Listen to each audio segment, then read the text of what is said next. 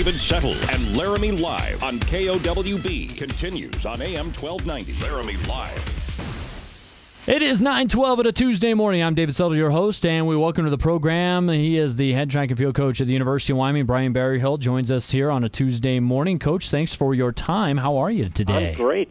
Thank you for having me on this morning. I appreciate it. And, well, you're getting set. A couple big things here I want to talk to you about. First of all, it is one of the big-time events on your schedule each year. It's the Mountain West Outdoor Track Championships coming up this weekend. You come off a very good home performance back on the 1st of May, and now you've had a little downtime here last week, and hopefully get the kids kind of squared away academically. But how do you feel going into the Outdoor Track Championships? I feel good. We're coming off of the best meet of the year, and we got a little bit of momentum there. But to be honest, we still got to get a lot better going into this weekend. The conference has gotten a lot better in just about every event. One example, in the men's 800, last year at the end of the year, there was 4 guys under 150. With 2 meets left this year, the 2 biggest meets, there's already 9 guys. So we've doubled the number of guys under 150 in 1 year. So wow. You can look up and down all those events in the conference and see that it's getting a lot tougher. So we had a great meet last week, but we really got to step it up again here this week to improve upon our standing from last year. I know we have talked in the past, and you like how you're kind of spread out pretty even across the board on the men's side. Now you compete against 6 other men's teams.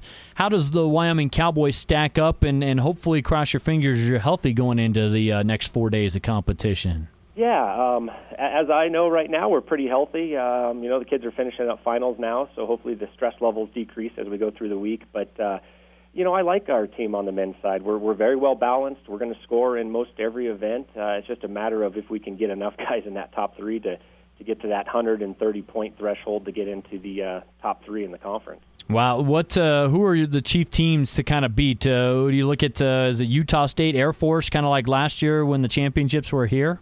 Yeah, I actually think Colorado State's probably the team to beat this year. Okay. They score a lot of points in the field events. New Mexico and Air Force, they're going to be right there. Utah State, Boise State is much improved as well. It's going to be, I think, a pretty good battle for those 2nd through 4th places. I definitely think CSU is the team to beat right now, though. All right. As far as individuals that you have on the men's side, who do you look at that's got some good opportunities to win maybe a conference championship this weekend? I look at just kind of your season-long results, and I think of guys like a Scott Carter or a Jordan Charles, guys like that. Who do you kind of look to kind of lead the way this weekend? Yeah, in the triple jump, I think Scott Carter's got a great chance to get a conference title. He's been looking great in practice. Jordan Charles has been running well all year. He's got a shot. Ricky Four, he's ranked number 1 right now in that very tough 800, so he's got a shot. Tyler Anderson, Paul Thomas there in the throws. I think those guys all have a chance to win, and we'll see if Garrett Zans can defend his title in the steeplechase. Now, a little stronger in the relays than you've been in the past, do you think, Coach?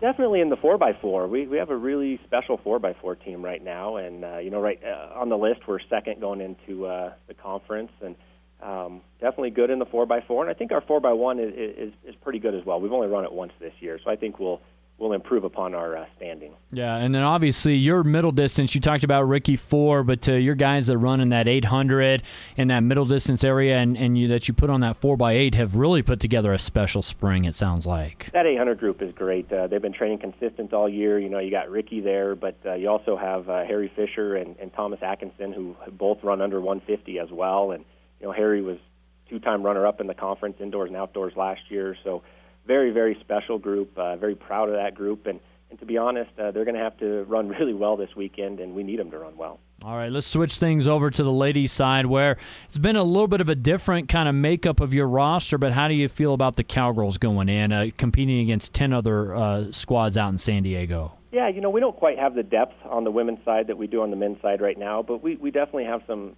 athletes that can win conference titles, and they're going to be big. We have 5 athletes that are ranked in the top 3, and we're going to need them to finish in the top 3. The key for the women on whether we can finish in the top half or in the middle is going to be whether or not we can get those 5th through 8 points.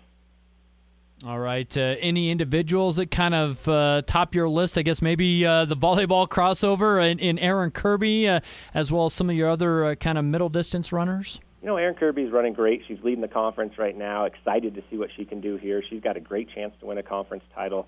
Carrie White in the 800 ranks 2nd. She's got a good shot.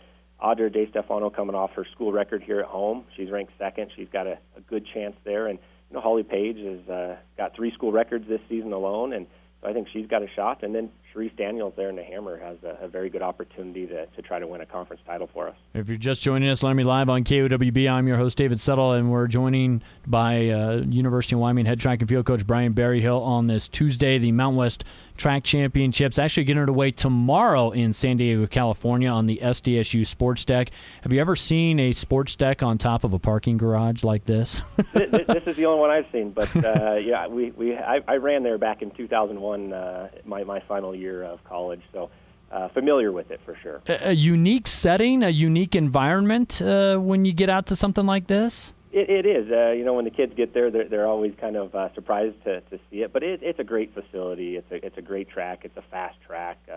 So I think the kids are going to perform well on it. As we talk about that track being, you're right there, sea level basically. What is the significance of being able to train at this altitude and then dropping down so far in elevation at a meet like this, Bryan?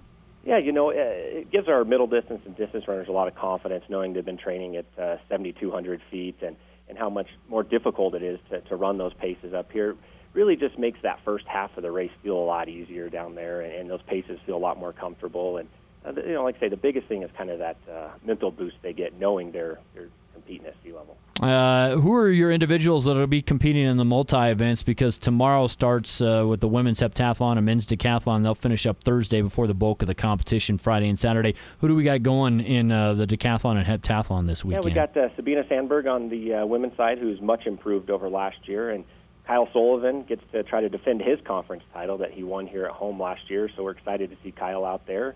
And then we also got Wyatt Mirich on the men's side competing for us. Again, the men's decathlon, women's heptathlon, they start tomorrow, finish up Thursday. Bulk of the competition not till Friday and Saturday, and assuming that's kind of when most of the squads will be going out later in the week. But for your squad, you just announced the addition of 15 student athletes last Friday to your current recruiting class. This is a rather big recruiting class, Bryan, with 27 members in it. Have you ever experienced something like that with 27 in a recruiting class? It's a large group. It's the largest group since I've been here at the University of Wyoming for sure. And but it really addresses a lot of areas we needed. It kind of, on the men's side, we talked a lot about that we're a very balanced team right now, and I think this class is only going to increase the balance on the women's side and help improve the balance on the men's side as well. And we're excited about it. I think there's kids across the board in the distance, middle distance, jumps, throws, sprints, hurdles that we feel can come in and be Division I athletes that are going to help us get better. And, of course, 12 different states, couple different countries represented. So you guys kind of scoured the country and went abroad as well for this class.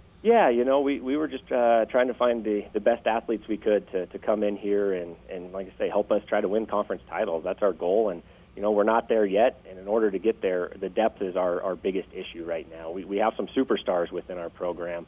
Now we just have to get depth within our program so we can, get to that point threshold to try to win a conference title here in the future. Visiting with Bryan Berryhill, the head track and field coach at the University of Wyoming here. This is Laramie Live on KOWB. Bryan, also talk a little bit about when you do go out recruiting, you mentioned you were kind of looking to fill in the depth, but what do you and the rest of your staff kind of look at when you look at kids and evaluate them for, recruiting purposes when it comes to track and field? Character is huge. Toughness. We want athletes that can train in the springtime in Laramie, so they got to be tough. They have to have the ability, and the great thing of track and field is, you either have the marks or you don't, and you can easily go to the computer and find out if those kids have that ability. But at the end of the day, character is big for us. We want kids that are going to buy into the University of Wyoming, buy into the family atmosphere that we have here, and really get behind the program and care about winning a conference title. Of course, 5 of the athletes in the latest recruiting class are from in-state. You've got, to me, one of the better jumpers on the ladies' side in Sophia Hoff coming from Casper, Kelly Walsh. And then I know you've got a couple sprinters, one for the guys, one for the girls, plus sounds like a big-time thrower in Martin Fitzwater out of Lusk.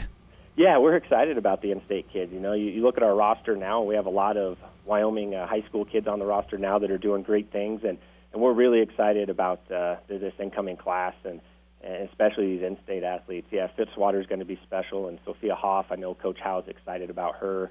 So another great Wyoming class for us. Yeah, and I know Coach Bear's probably pretty pleased he gets Fitzwater, a guy who doesn't have too bad of marks. And I know one of his, I was hearing from one of our colleagues in the company that visited with him at the Wyoming Track Classic here, I guess that was a couple weeks back, and he was talking about how he wanted to go after John Godina's record, and that's some lofty goals to see if he can get to that here at the state championships next week in Casper.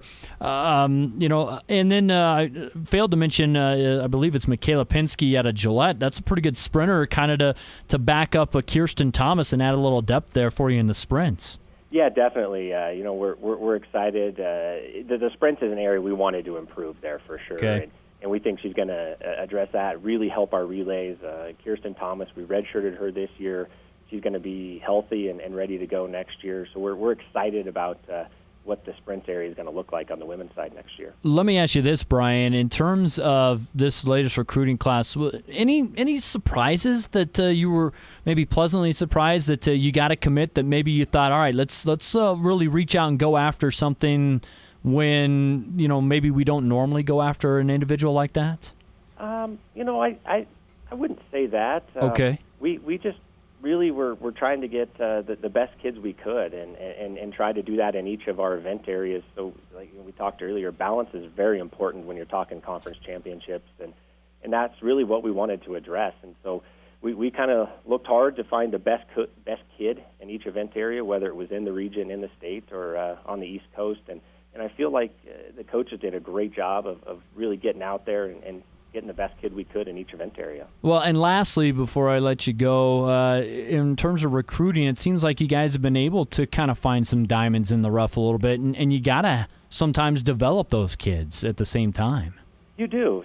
I mean, you just look at Holly Page and Audra De Stefano, who are both school record holders for us, and in high school they were good athletes, but they've really bought in, and that's where we talked about character. They're both great kids that really buy into the Wyoming tradition and take a lot of pride in the University of Wyoming, and they train hard every day, and they've gotten a lot better. So development is huge, and just finding those kids are going to be the right fit for you and the coaches here on the staff. Well, obviously it's going to be tough this weekend at the conference championships. If you had to kind of handicap, I know you mentioned CSU on the men's side, what does the women's team race kind of look like? On the San Diego State's the defending champion last year. They'll be tough to beat, especially on their home track. Right. The CSU women are pretty good as well. New Mexico's been quite strong for the last few years. So those are probably your top three teams there. And then after that, it's going to be real close. And we'll fall somewhere around that fourth or fifth, I would say, right now without Kirsten Thomas in there. We're not going to duplicate our runner-up finish that we got last year indoors. But those are probably the top three teams, and then we'll see if we can find a way to get to that fourth spot. Well, it's always interesting to talk track and field when it comes to Wyoming. You guys travel so much, and I know when you and I talked a couple weeks back, you've kind of tried to simulate a two-day conference championship by going to some back-to-back meets here and there. How much of an advantage can that be for something like this? I think weekend? It's big. We did. We went down to the University of New Mexico and competed there on a Friday. We flew back and competed in Colorado on a Saturday, just like you said, to simulate that back-to-back prelims and finals that you have to get through at the conference championships, and then later on at the NCAA first round. So I think it's big because the kids have the confidence that we've competed on a Friday and came back, and most of those kids were better on Saturday. So I think that's going to give them the confidence once they make that final that they're going to be better on Saturday than they were on Friday. All right, Brian, with that, I'll let you go. Thank you so much for your time this morning, and good luck to the squads this weekend, and hopefully we'll catch up with you later on this month and have some good news as we get ready for the first round and maybe even on to Eugene. That sounds great. Again, appreciate the time this morning, and thank you very much.